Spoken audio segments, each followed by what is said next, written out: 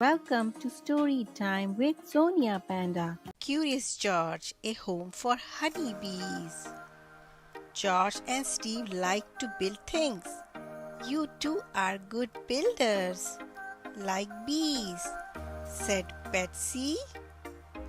George was curious. Bees could build things. Bees make honeycomb inside their hives to store honey, Betsy said. She gave some to George and Steve to taste. Betsy showed them her poster from Earth Day. Bees build hives in trees to lay their eggs and store honey. All the bees follow a queen bee. She is the biggest bee in the hive. Worker bees go from flower to flower, getting nectar and pollen to make honey. The honeycomb was very sweet. When Betsy left for dance class, George and Steve ate the whole thing. They needed to find more honeycomb. George and Steve went to the park to look for a beehive in a tree. Be careful, bees can sting, Steve said. George could not find a hive, but he found something else. He saw a beekeeper at the Earth Day festival in the park. This is a beehive, the beekeeper said. I built it myself. It works the same way as the hives in a tree. The bees make honeycomb on the frames in top box. The box on the bottom is where the queen bee lives and lays her eggs.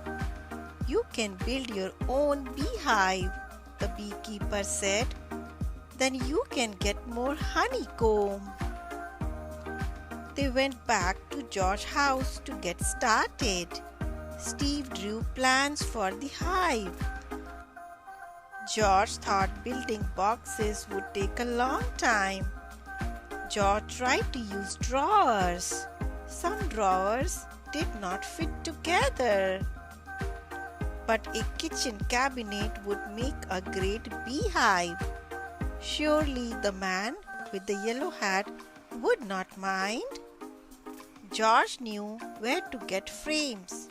He and Steve put all the parts together.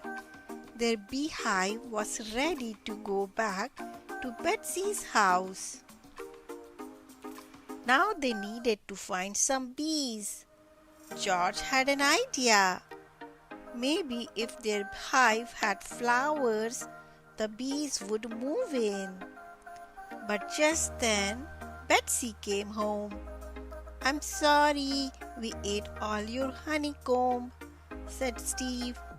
We built you a hive to make more. Steve and George were worried. Betsy would be angry, but instead she looked happy. This is the best present ever, Betsy said. Besides, the piece of honeycomb was for you. I have got lots more. What a relief! Betsy's project was not ruined, and there was more honeycomb. Everyone was happy.